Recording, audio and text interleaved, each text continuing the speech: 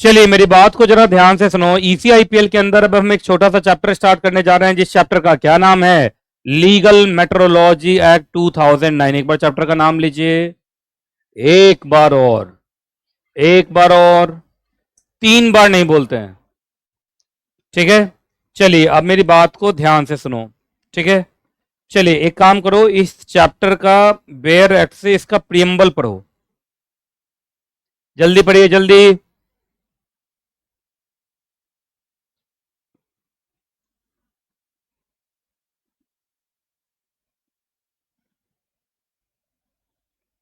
पढ़ लिया?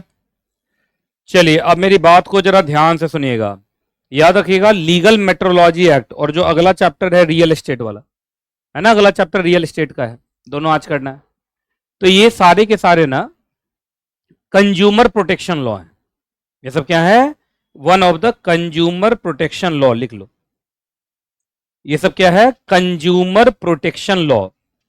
जब हम बात करते हैं कंज्यूमर प्रोटेक्शन तो लोगों को याद आता है कोपरा, कंज्यूमर प्रोटेक्शन एक्ट। नहीं, तो वो तो चलो मेन लॉ है, कंज्यूमर प्रोटेक्शन एक्ट तो मेन लॉ है, लेकिन ये जो लॉ हम पढ़ रहे हैं लीगल मेट्रोलॉजी या रियल एस्टेट वाला, they are also what? The consumer protection laws. इन सबों का ऑब्जेक्टिव कंज्यूमर को प्रोटेक्ट ही करना है। अब देखिए कंपटीशन एक्ट है, वो भी कंज्यूमर प्रोटेक्शन लॉ है। आपका कंज्यूमर प्रोटेक्शन एक्ट तो है ही, खैर लीगल मेट्रोलॉजी एक्ट है, रियल एस्टेट वाला है। These all are basically the consumer protection law, है ना, कंज्यूमर को बचाने के लिए। तो चलो अब सुनो मेरी बात को ध्यान से। अब देखो, आप देखिएगा मिनिस्ट्री भी देखिए आप, department of consumer affairs, ministry of consumer affairs, food and public distribution, मंत्रालय देख रहे हो, कंज्यूमर अफेयर्स मिनिस्ट्री है ना, है ना? जागो ग्राहक जागो। अब मेरी बात को जरा ध्यान से सुनिए, लीगल मेट्रोलॉजी क्या है सो सुनो। लीगल मेट्रोलॉजी लॉ का वो ब्रांच है जो नाप तौल माप तौल से जुड़ा हुआ है। किससे जुड़ा हुआ है? आप चाहे नाप तौल बोलिए, नापना तौलना, या बोलिए मापना या तौलना, वही ना, तौलना तौलना, है ना? तो कहीं लिख लेना, नाप तौल माप तौल, सुना होगा ये सब, है ना? सुना नहीं सुना पहले बताइए। किसी चीज को हम नापते हैं, किसी चीज को हम मापते हैं, किसी चीज को हम तौलते हैं, तो उसी को बोलते हैं वेट एंड मेजर।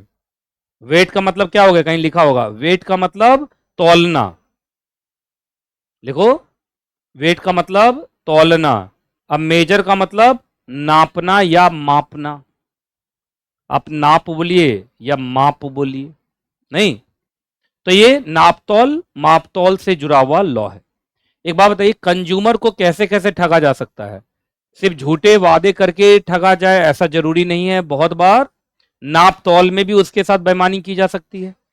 कैसे की जा सकती है ना? जो जैसे सुनते होंगे बहुत बार कि जो पेट्रोल पंप होते हैं वहां पे पेट्रोल डाला 4 लीटर और उसका जो मशीन है वो दिखा दिया 5 लीटर, तो 5 लीटर का पैसा ले लिया गया, पर तुमको पेट्रोल कितना दिया गया? 4 लीटर दिया गया। तो वो जो पेट्रोल पंप पे वो मशीन लगा होता है, वो मशीन एक मेजरिंग इंस्ट्रूमेंट ही तो है, वेइंग इंस्ट्रूमेंट या मेजरिंग इंस्ट्रूमेंट ही तो है।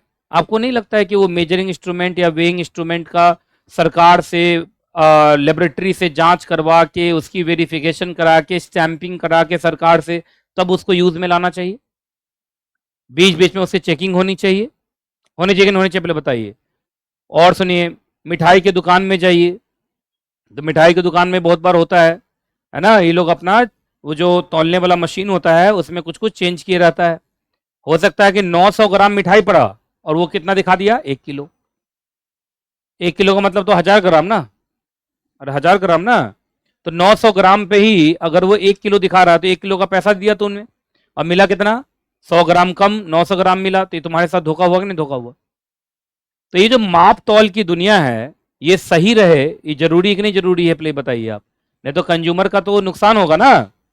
तो इसी के ऊपर ये लॉ है कि माप तौल या माप तौल से जुड़ी हुई जो चीजें हैं, माप तौल से जुड़ी हुई चीजें क्या होंगी? तराजू, है ना, उसी को मतलब मेजरिंग इंस्ट्रूमेंट।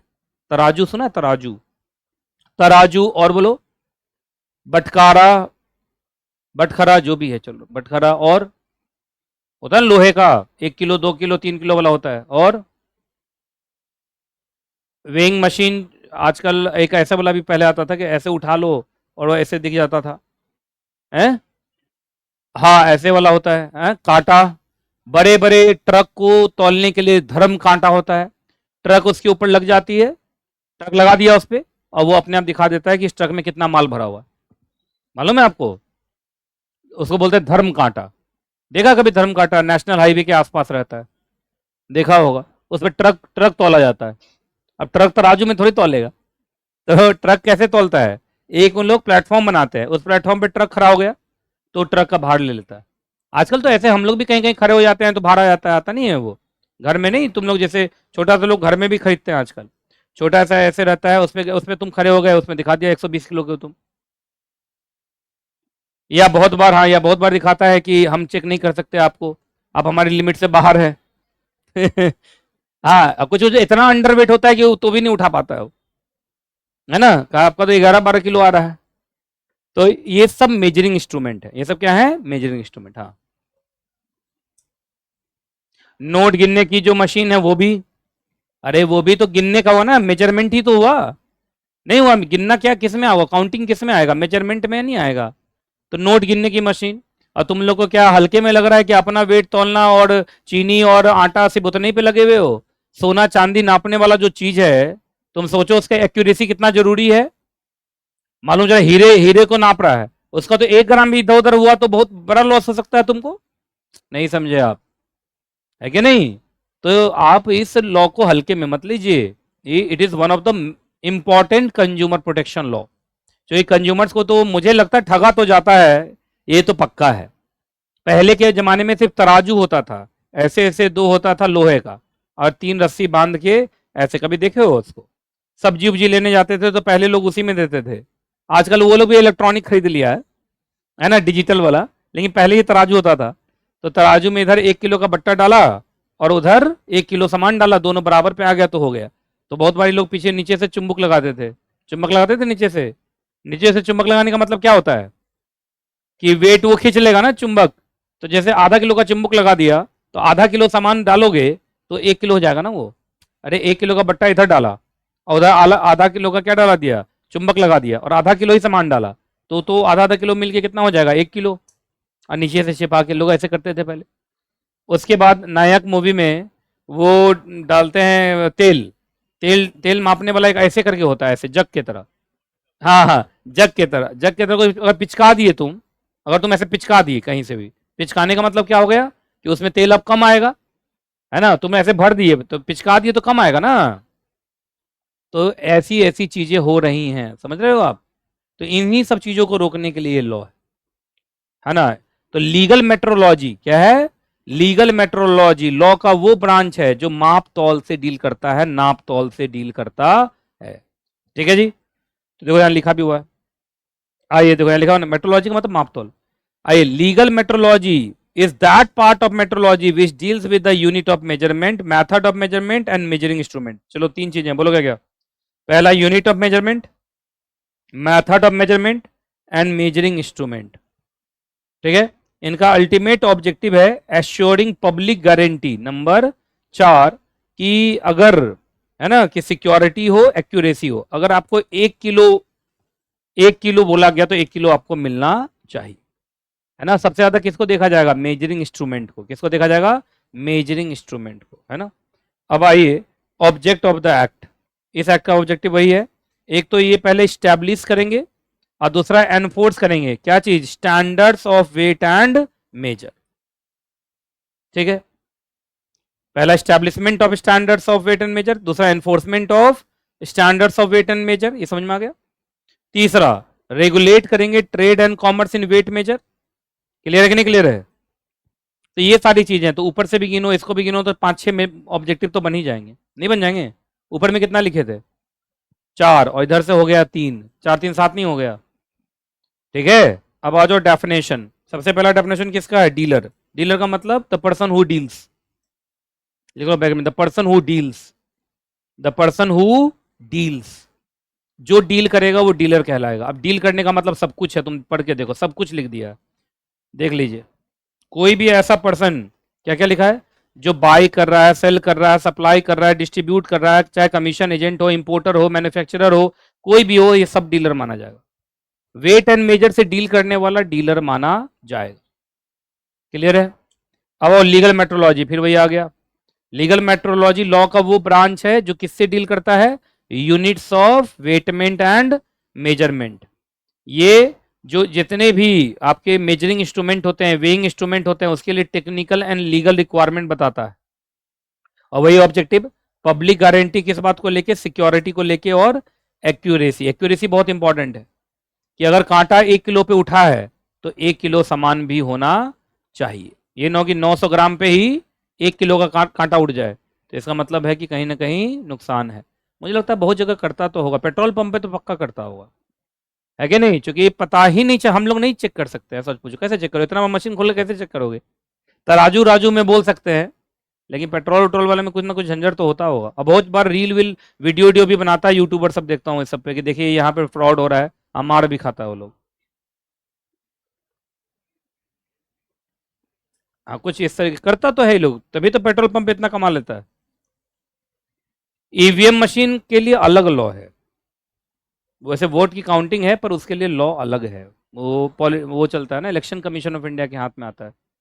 मतलब ऐसा काउंटिंग वाउंटिंग जो भी हो रहा है वो सब तो है ही ना। आइए अगला, मैन्युफैक्चरर कौन है भाई? तो देखो मैन्युफैक्चर 4 तरीके का है।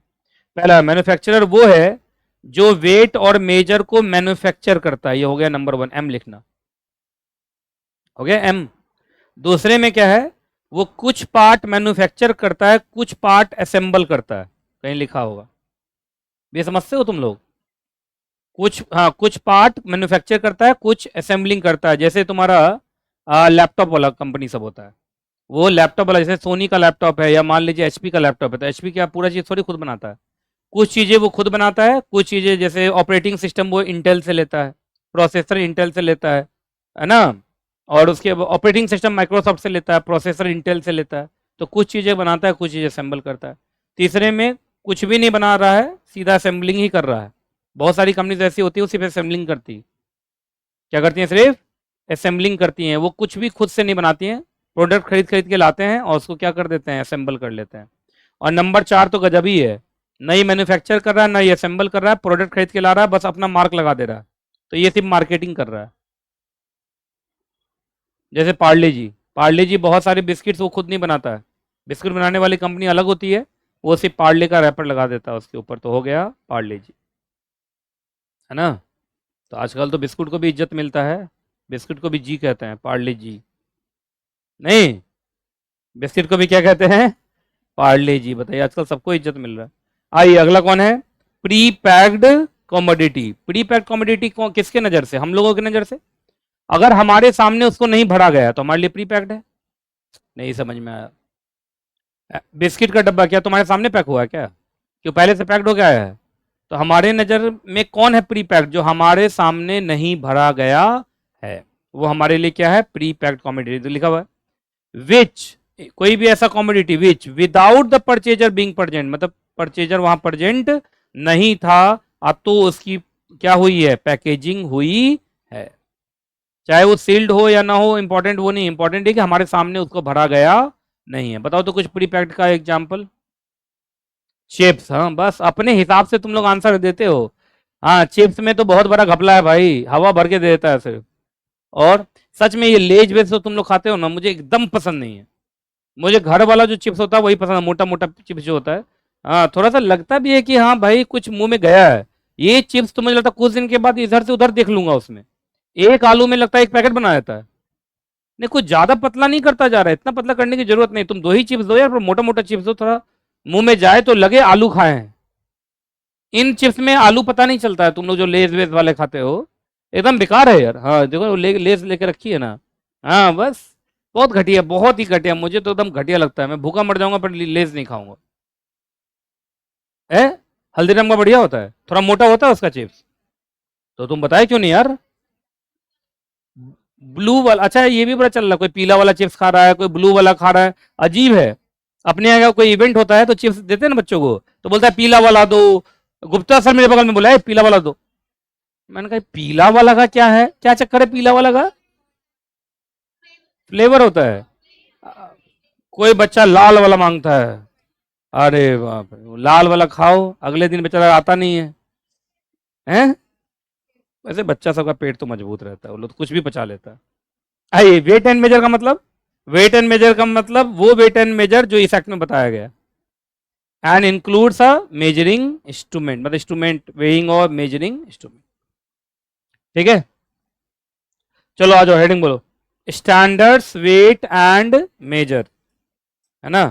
तो ये ऐसे लिख लो, standard of weight and measure, मतलब वेट एंड मेजर का क्या स्टैंडर्ड होगा। आइए, चलो तुम लोग बचपन में पढ़े होगे, वो यही चलता है यहाँ पे। पहले तो भारत में क्या चलता है, metric system based on the international system of units, ऐसे ही हम बनाते हैं। जैसे फॉर एग्जांपल सेक्शन 5 में लिखा, लेंथ को किससे नापोगे, मास को, टाइम को, इलेक्ट्रिक करंट को, थर्मोडायनेमिक टेम्परेचर को, लुमिनस इंटेंसिटी को, अमाउंट ऑफ सब्सटेंस को,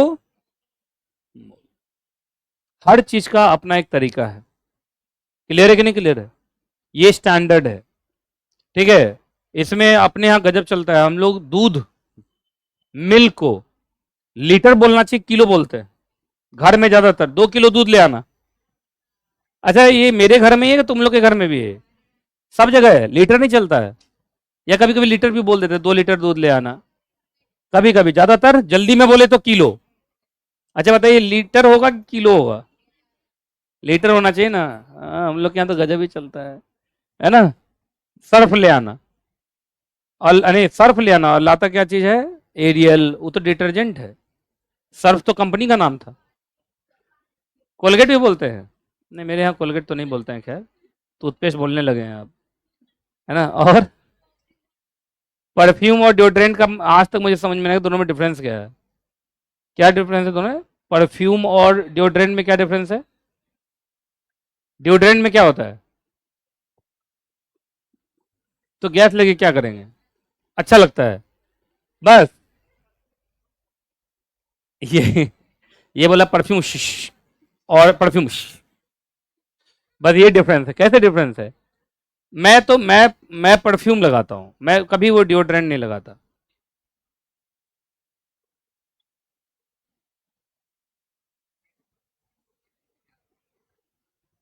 परफ्यूम में नहीं रहता, परफ्यूम में गैस नहीं रहता, सीधा लिक्विड रहता है, और डिओड्रेंट में गैस होता है। तो गैस लेके करूंगा क्या मैं? तो रहने दो, तुम्हें पता करना भाई कि इस दोनों में क्या डिफरेंस है, आज तक मुझे पता नहीं चला। अच्छा, ये स्टैंडर्ड बहुत जरूरी है। एक बार एकदम शुरू शुरू में जब मैं दिल्ली आया था, तो यहाँ आते ही लोगों का तबियत खराब हो जाता है शुरुआत में, सबके साथ ही होता है, नई जगह पे जाते हो तो तबियत खराब हो जाती। तो मेरा तबियत खराब हो गया बहुत, तो मैं गया अपोलो हॉस्पिटल। तो अपोलो हॉस्पिटल में वो एक डॉक्टर मिला, तो बोला क्या, कौन सा कोर्स कर रहे हैं आप दिल्ली? मैंने कहा CS करूँगा। अच्छा अच्छा, बहुत अच्छा कोर्स है, कीजिए, है ना? तो उसके बाद उन्होंने बोला कि एक काम कीजिए, 7 दिन का आप अपना टेम्परेचर ना, आप टेम्परेचर नोट करके लेके आइएगा, ठीक है, 7 दिन का। मैंने कहा ठीक है, 7 दिन के बाद आऊँगा। तो मैंने ऐसे लिखा था, 97 डिग्री सेल्सियस, ठीक है, 98 डिग्री सेल्सियस। एक बात बताइए, क्या ये मेरा टेम्परेचर, जो बॉडी टेम्परेचर डिग्री सेल्सियस में होता है? तो उसने देखा और उसके बाद हंसा। एक्चुअली उस दिन उसने पूछा कौन सा कोर्स कर रहे हो? तो उसने देखा, कहा ठीक है, फिर हाँ, मैंने कहा क्या हुआ सर, कुछ दिक्कत है क्या, मतलब कुछ ज़्यादा कुछ टेम्परेचर में कोई दिक्कत है क्या? क्या, नहीं नहीं कोई दिक्कत नहीं, कौन सा कोर्स कर रहे हैं आप? तो मैंने बोला CS कर रहा हूँ। कहा ठीक है चलो। मुझे क्या लिखना था, ये फ़ारेनहाइट, वो क्या F आता है, क्या आता है? और बताओ डिग्री सेल्सियस, बताइए, 97 डिग्री सेल्सियस में आदमी बचेगा? 97 डिग्री सेल्सियस का मतलब वो इन्वायरमेंट वाला होता है ना। बताइए, डिग्री सेल्सियस था मेरा टेम्परेचर। तो इसलिए यूनिट बहुत इंपॉर्टेंट है। मैं ये समझाना चाह रहा था कि आपको जो भी यूनिट बनाएंगे वो स्टैंडर्ड होना चाहिए। क्या होना चाहिए? स्टैंडर्ड। स्टैंडर्ड मैंने बता दिया, ठीक है। अच्छा बताइए, और जो आपका माचिस होता है, उसको कैसे एग्जैक्टली exactly काउंट करते हैं, मतलब लीटर में, नंबर्स में? हाँ, नंबर्स में काउंट करते हैं, किस में काउंट करते हैं? वेट में तो नहीं करते ना। तो कोई आदमी जो है माचिस, उसको भी बेच रहा है वेट में, तो ये गलत नहीं कर रहा है वो? गलत कर रहा है कि नहीं कर रहा है? अच्छा, दूध के पैकेट को बेच रहा है नाप के, जैसे कर रहा है कि 6 इंच का पैकेट, आप बताओ ये गलत नहीं कर रहा है? ठगने की कोशिश कर रहा है ना। हर चीज का अपना एक स्टैंडर्ड होता है, तो यह साफ साफ लिखा हुआ है, कोई भी पर्सन, है ना, आप हमेशा स्टैंडर्ड जो यूनिट है उसी में आप करेंगे, है ना। अगर स्टैंडर्ड यूनिट के अलावा कोई और यूनिट का इस्तेमाल किया तो ये क्या माना जाएगा? ऑफेंस माना जाएगा। क्लियर है कि नहीं क्लियर है, पहले बताइए आप। चलो हेडिंग बोलो। चलो एक चार्ट बना रहा हूं, तो मेरे से बनवाना। Legal metrology officer,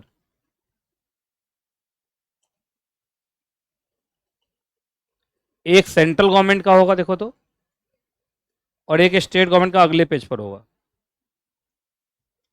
central government का कौन है देखो तो, कंट्रोलर है या डायरेक्टर है? Director of legal metrology, director of legal metrology. और स्टेट गवर्नमेंट का कंट्रोलर है क्या? Controller of legal metrology. अच्छा सेक्शन अलग अलग होगा। सेंट्रल गवर्नमेंट वाला कौन सेक्शन है? सेक्शन 13। और स्टेट गवर्नमेंट वाला सेक्शन 14। ठीक है, लिख लो।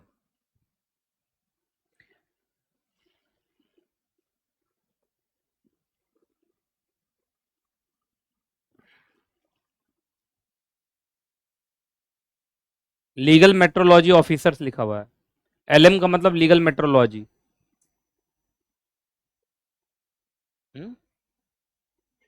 सीजीएसजी, सीआईएफ, ये CG central government, SG state government. CG और एक तो चलो सी आई ठीक पढ़ा हुआ, एस कहां से भाई? हाँ कुछ भी लगे, समझ में आ गया ना। सीजी और एसजी, सीजी का मतलब सेंट्रल गवर्नमेंट, एसजी का मतलब स्टेट गवर्नमेंट। हालात देखो भगवान। लीगल मेट्रो, एलएम का मतलब लीगल मेट्रोलॉजी, कर दिया तुम लोगों ने घपला। लंच के बाद वाले क्लास में ये सब काम करोगे तुम? सुबह में तो बहुत बढ़िया बढ़िया कॉन्सेप्ट पढ़ रहे थे मेरे से, हैं? फ्यूचर ऑप्शन, इतने put option, call option, derivative, इतने बड़े बड़े कॉन्सेप्ट आराम से तुम पढ़ गए। और अभी बताइए एलएम का मतलब समझ में नहीं आ रहा है? सर काफी टाइम हो गया सुबह से अभी तक, अब धीरे धीरे हम हिल जाएंगे।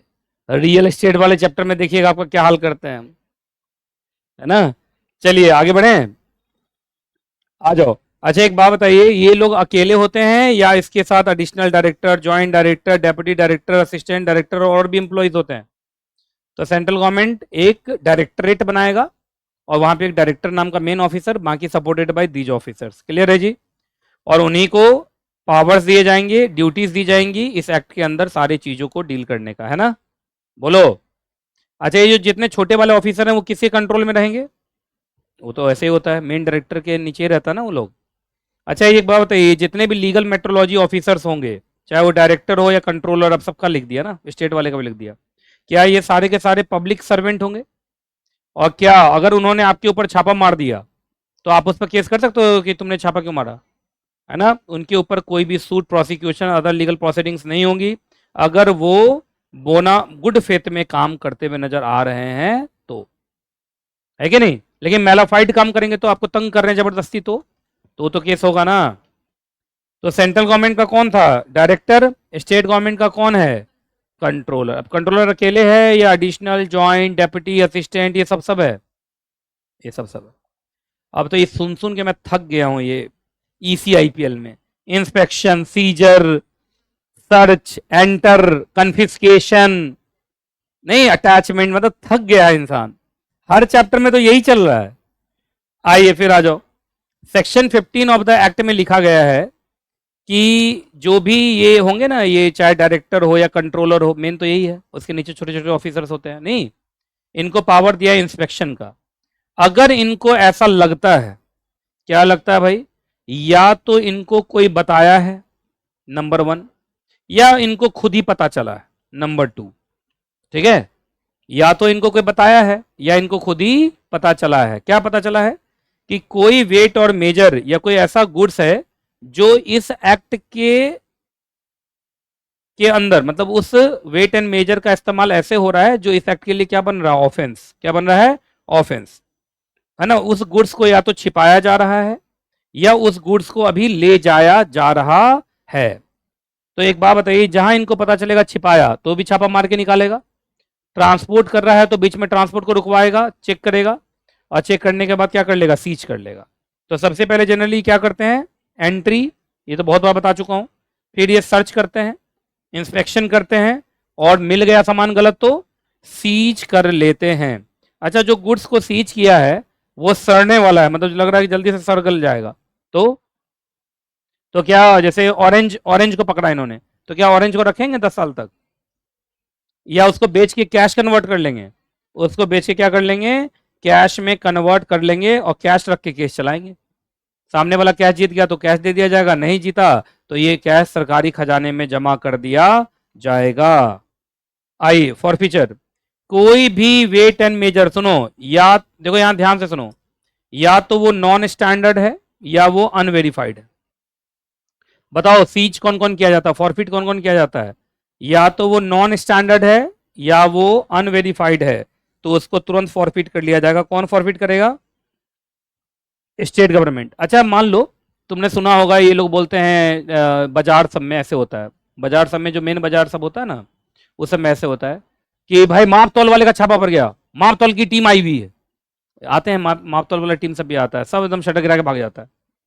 भाग इसलिए जाता है कि उनके पास घटिया इंस्ट्रूमेंट है, वो आके चेक करते हैं। तो मान लो चेक किया, तराजू चेक किया था, है ना, तराजू चेक किया, कहा डालो इसमें, मालूम चला डाला सामान 900 ग्राम, दिखा दिया 1 किलो, उसको उठा के लेके चला जाएगा, उसको उठा के लेके चला जाएगा। वो क्या लगता है, किसी भी दुकान के लिए मेजरिंग इंस्ट्रूमेंट, वेइंग इंस्ट्रूमेंट ही तो सबसे मेन है, वो हट गया तो बेचेगा कैसे, नहीं समझे तुम, अगर वो हट गया तो कैसे बेचेगा, चलो बताओ, मिठाई की दुकान में तराजू ही नहीं है तो कैसे बेचेगा, हैं, गिन के, अच्छा ठीक, ठीक है, हाय, सुनिए, अच्छा लेकिन मान लो उठा के लेके गया, लेकिन तुरंत पहुंचा दुकानदार कि सर कुछ टाइम दे दीजिए, जल्दी से हम इसको वेरीफाई करा के और इसकी स्टैंपिंग भी करा लेंगे, तो फिर क्या वो फॉरफिट नहीं होगा फिर, तो आप जल्दी से उसकी क्या करा लो, वेरिफिकेशन एंड स्टैंपिंग करा लो, ठीक है, कोई दिक्कत। लेकिन मान लीजिए अगर ऐसा कुछ नहीं हुआ तो वो तो सामान सरकार का हो जाएगा। तो देखो लिखा है एवरी वेट और मेजर जो क्या हो चुका है, सीज, उसको कौन डिस्पोज ऑफ करेगा, अथॉरिटी, जिस तरीके से सही लगे, है ना, हेडिंग बोलो, अब बताऊंगा, अभी आएगा वो, ठीक है। स्टैंपिंग तुम लोग को मालूम है, स्टैंपिंग कैसे होता है, नहीं मालूम है, और दिखाता हूँ स्टैंप, तुम लोग देखे भी वो स्टैंप, देखो ना, अभी दिखाता हूँ ना,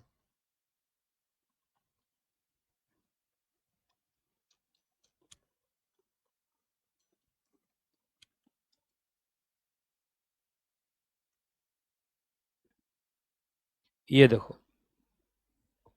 तुमने देखा होगा जितने भी तराजू होते हैं काला रंग का देख रहे हो, ये काला रंग का एक स्टील जैसा उस पे कसा हुआ होता है, नहीं देखा है ये लोग, जितने भी तराजू देखोगे, मेनली तराजू है ना, नाम बदल लो यार वो अलग बात है तो सब तराजू, जितने भी चाहे वो डिजिटल हो इलेक्ट्रॉनिक हो, तुम देखोगे एक पट्टी लगा रहता है ये वाला, यही स्टैंप है, क्या है, स्टैंप। और तुम जानते हो इसमें सब कुछ लिखा रहता है, कौन मॉडल नंबर है ये, कौन क्लास, कौन मिनिमम, मतलब कितना नाप सकते हैं, मिनिमम कितना नाप सकते हैं, टेम्परेचर, वोल्ट वोल्ट, ये जो भी है ये इस तरीके से लिखा हुआ, जिस तरीके का उस अलग अलग मॉडल के लिए अलग अलग, ये देखो, ये लिखा लीगल मेट्रोलॉजी एक्ट 2009, लिखा है लीगल मेट्रोलॉजी, ये रूल्स 2000, देखो कैपेसिटी, मैक्सिमम, मिनिमम, सब कुछ लिखा हुआ, अप्रूवल नंबर, क्लास, मॉडल, कितने साल तक के लिए वैलिड है, उस साल के बाद आपको रिटायर करना पड़ेगा। अरे कोई भी मशीन क्या जिंदगी भर के लिए थोड़ी होगा, मान लो उसके 10 साल की वैलिडिटी, 10 साल के बाद खराब दिखाने लगेगा, तो लिखा, अच्छा मान लो 10 साल हो गया फिर भी रखे हुए हो, तब उठा के ले जाएगा, ले जाएगा ना, ये समझ में आया क्या चीज़ है, ठीक है। और दिखाता हूँ, बस यही है, ये स्टैंप नहीं है, ये वाला स्टैंप चलता है, लीगल मेट्रोलॉजी में ये वाला चलता है, ठीक है। तो ये स्टैंप अपने मन से लगा लोगे कि वेरिफिकेशन के बाद स्टैंप लगेगा, अब समझ में आ गया वेरिफिकेशन एंड स्टैंपिंग, हाँ बोलो,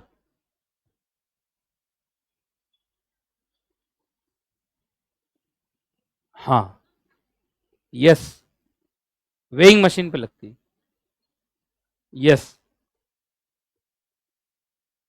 देखो मॉडल मॉडल पे है, अब मान लो एक छोटा सा, पहले के ज़माने में इतना छोटा सा आता था, ऐसे करके उसमें वो लगा होता था, और उसको इसमें कोई चीज़ टांग दो तो दिखाता था। अब हाँ, सिलेंडर के लिए आता। अब मान लो बहुत छोटा है तो उसमें स्टैंपिंग मुश्किल है ना, स्टैंपिंग मुश्किल है, तो वो स्टैंप मतलब बिकता ही पहले वेरिफिकेशन एंड स्टैंपिंग के बाद। मतलब आप उसको बेच ही नहीं सकते बिना वेरिफिकेशन एंड स्टैंपिंग के। तो होम यूज के लिए होता है, आपने सुना पर्सनल यूज के लिए होता है। वो दुकानदार नहीं रख सकता है उसको, दुकानदार रखेगा तो बड़ा बड़ा ही रखेगा और उस पर प्रॉपर ये वाला स्टैंप लगा हुआ होगा।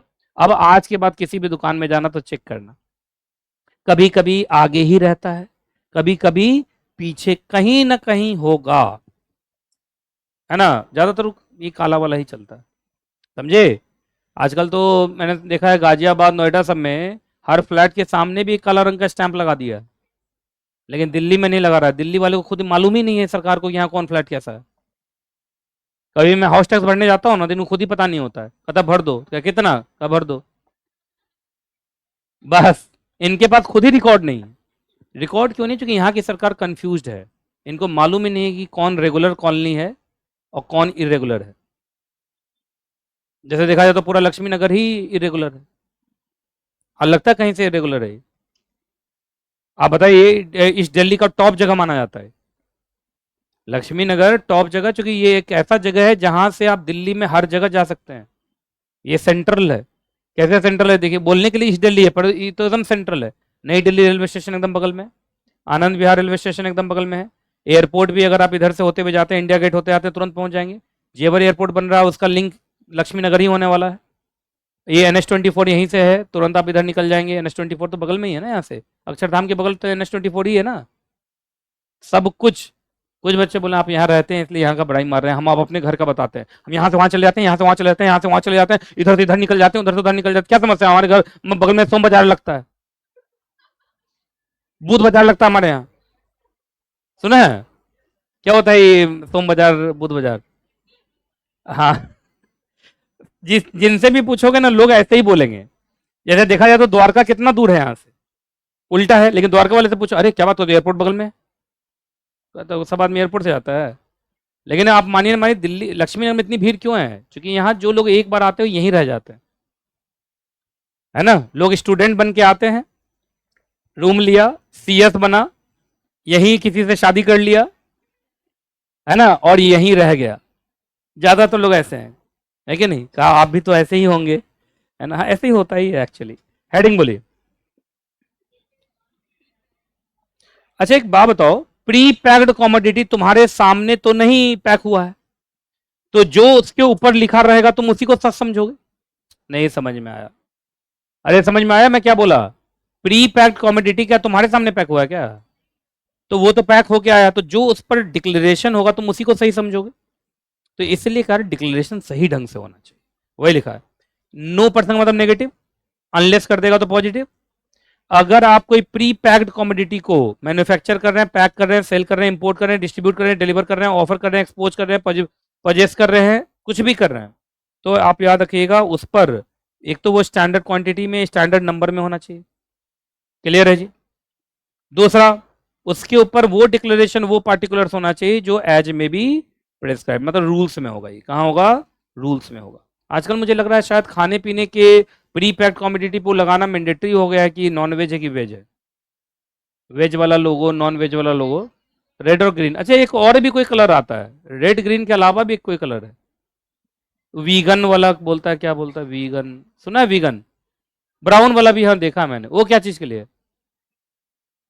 एक वीगन भी, वीगन बोलते क्या बोलते हैं, एक बार चलने लगा है क्या होता है वीगन, मिल्क प्रोडक्ट्स नहीं होते। अच्छा डेयरी प्रोडक्ट से वो नफरत करते, मतलब कि नहीं हम ये नहीं करेंगे। हो गया ठीक है, आओ आओ। बाकी याद रखिएगा, आप कभी एडवर्टीजमेंट करते हैं तो उस एडवर्टीजमेंट में रिटेल सेल प्राइस, प्रीपैक्ड कॉमोडिटी का, नेट क्वांटिटी, नेट नंबर, कम से कम इतना लिखना तो बहुत जरूरी है। बाकी और जो रूल में बताया गया होगा वो तो लिखना ही पड़ेगा।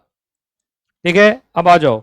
अच्छा ये जो weight and measure, weight and measure का मतलब मेजरिंग इंस्ट्रूमेंट ही बेसिकली, क्या उसका मॉडल भी अप्रूव करवाना पड़ेगा। तो कोई भी आप मैन्युफैक्चरिंग कर रहे हैं या इंपोर्टिंग कर रहे हैं, क्या वेट और मेजर, वेट और मेजर का मतलब मेजरिंग इंस्ट्रूमेंट ही है वो, वेइंग और मेजरिंग इंस्ट्रूमेंट ही है वो, क्या है, वेइंग और मेजरिंग इंस्ट्रूमेंट ही है ना, तो उस इंस्ट्रूमेंट के मॉडल का पहले क्या कराना पड़ेगा, अप्रूवल कराना पड़ेगा, जो कि सरकार देखना चाहती है कि नए नए ढंग का आजकल तराजू आ रहा है भाई, वो सही काम करता भी है या नहीं। ठीक है, अब देखो यहाँ पर साफ साफ लिख दिया है कि कोई भी आदमी ना मैन्युफैक्चर करेगा, ना रिपेयर करेगा, ना सेल करेगा, ना ऑफर करेगा, ना एक्सपोज या परचेज, रिपेयर और सेल वेट और मेजर का मतलब वेइंग और मेजरिंग इंस्ट्रूमेंट, जब तक उसके पास लाइसेंस ना हो। इसका मतलब उसको कंट्रोलर से लाइसेंस लेगा, उसके बाद ही तराजू बना पाएगा या तराजू बेच पाएगा। बताओ तो दिल्ली में तराजू का मार्केट कहाँ है? नहीं मालूम है? दिल्ली में है ना? ठीक है। हाँ, यहाँ ना अलग अलग चीज का अलग अलग एरिया है मार्केट का। चांदनी चौक के पास कोई मार्केट है, वहां पर ज्यादातर ये सारी चीजें बिकती हैं। हाँ, चांदनी चावड़ी बाजार, हाँ उस सब के आसपास में वही एरिया ही है पूरा, थोक मार्केट उधर ही है, तो उधर ये तराजू मार्केट ही है मतलब। तो बताओ जो तराजू का दुकान होगा, 20 तरीके का तराजू रखा होगा, तो याद रखिएगा बेचने से पहले, और जो कंपनी इसको बनाती है बनाने से पहले, उनको पहले लाइसेंस, कंट्रोलर से लाइसेंस लेंगे, तभी वो बेच पाएंगे या वो मैन्युफैक्चर कर पाएंगे। देखो लिखा है रिपेयर सेल सब कुछ लिखा ना। अच्छा एक बात है, तुमने किसी से खरीदा तो उसके पास तो होगा पहले लाइसेंस, और खराब हो गया तो वापस उसी से तुम ठीक करवा रहे हो, तो क्या उसके लिए भी उसको रिपेयर करने के लिए भी लाइसेंस चाहिए ना? For repair of his own wait के लिए कोई लाइसेंस की जरूरत नहीं है, अगर आपने ही मैन्युफैक्चरिंग किया है तो। लेकिन मैन्युफैक्चरर कोई और है और रिपेयरर कोई और है, तो फिर लाइसेंस चाहिए। समझ रहे हो ना? तो तराजू बेचने से, तराजू बनाने से पहले, तराजू बेचने से पहले आपके पास लाइसेंस होना चाहिए, बिना लाइसेंस वाला नहीं। अच्छा मैंने बता दिया लाइसेंस कैसे मिलेगा। आप पहले जैसे तराजू बनाएं, उसको पहले क्या कराइए, फिर क्या करवाइए, है ना, ये सब हो जाना चाहिए बिफोर पुटिंग सच वेट और मेजर इनटू यूज, यूज करने से पहले। सर कहाँ वेरिफिकेशन कराएंगे? तो वो प्लेस, वो टाइम कौन बताएगा? कंट्रोलर बताएगा। हो सकता है बहुत सारे लेबोरेटरी भी हों, तो बहुत सारे गवर्नमेंट अप्रूव्ड टेस्ट सेंटर्स हैं जहां आपको चेक कराना पड़ेगा। तो ये तराजू सबका भी लेबोरेटरी होता है, आपको मालूम नहीं है? वहां पे चेक होता है, ये लैब में चेक होता है कि ये सही काम कर रहा है कि नहीं। आपको मालूम है जो ज्वेलर्स होते हैं, जो ज्वेलर्स के जो तराजू होते हैं उसको तो 17 बार चेक किया जाता है। एक छोटी सी गलती समझते हो आप? हम लोग जो तराजू देखते हैं जिसपे ये मिठाई उठाई वाला, उस पे तो ऐसे एक नग रख दोगे ना तो उठेगा भी नहीं वो, क्योंकि वो उतना ज़्यादा मतलब एक्यूरेट नहीं है। लेकिन जो ज्वेलर वाला होता है वो एकदम एक्यूरेट होता है, आपको विश्वास नहीं होगा उसमें बता देता हूँ। बहुत लोग उसको सुना होगा, बहुत बड़े बड़े ज्वेलर्स के यहाँ देखे होंगे, डब्बा बंद रहता है, डब्बा को खोलते हैं, उसमें डालते हैं, फिर उसमें निकालते हैं। मैंने पूछा ऐसा क्यों भाई, आपने तराजू को भी डब्बे के अंदर पैक कर रखा है? कहा वो हवा ले लेता है, हवा का भी भार होता है ना। मैंने कहा हवा का भी भार? जी, हवा का भार, क्योंकि आप समझ रहे हैं कोई अगर खरीद रहा है डायमंड, उसमें हवा का भार हो गया, उसका भी पैसा, आप समझ रहे हो? आप समझ नहीं रहे हो? तो हवा का भार भी ना चाहे इसलिए वो सील्ड पैक होता है। बताइए, ऐसी ऐसी बात है। हमारे चलो बच्चा उस पर जगह अंदर जगह बैठ गया। आइए अगला बोलो, हेडिंग बोलो। काउंटर फीटिंग का मतलब नकली, नकली और एक और बोलते हैं क्या, तो बोलते हैं जाली। लिखो नकली, जाली, काउंटर फीट, काउंटर फीट का मतलब नकली, जाली। अगर आपने नकली और जाली वेट और मेजर बनाया तो उस केस में 6 महीने से लेके 1 साल तक का जेल हो सकता है। दोबारा पकड़े गए तो 6 महीने से लेके 5 साल तक का जेल हो सकता है। समझे? इस देश में नकली बहुत चलता है, मानना पड़ेगा। मतलब पैसा पूरा ले लेता है असली वाला और सामान दे देता है नकली वाला। चलिए ऑफेंसेस बाय कंपनी, बचपन से पढ़ते आ रहे हो, सबसे पहले पकड़ाता है इंचार्ज, हमेशा ही रहता है। अच्छा, लेकिन अगर वो प्रूफ कर दे कि उसके नॉलेज में नहीं था या उसने पूरी कोशिश की थी इस गलती को रोकने के लिए, तो क्या चीज से बच सकता है? पनिशमेंट से बच सकता है, पेनल्टी तो फिर भी लगेगा। अच्छा, कभी पता चला कि कंपनी का जो डायरेक्टर है, मैनेजर है, कंपनी सेक्रेटरी या अदर ऑफिसर है, उसके कंसेंट या कनाइवेंस से हुआ है, हर जगह ये वर्ड चलता है, तो फिर उस केस में वो डायरेक्टर, वो मैनेजर, वो कंपनी सेक्रेटरी, वो अदर ऑफिसर भी लाइबल होगा।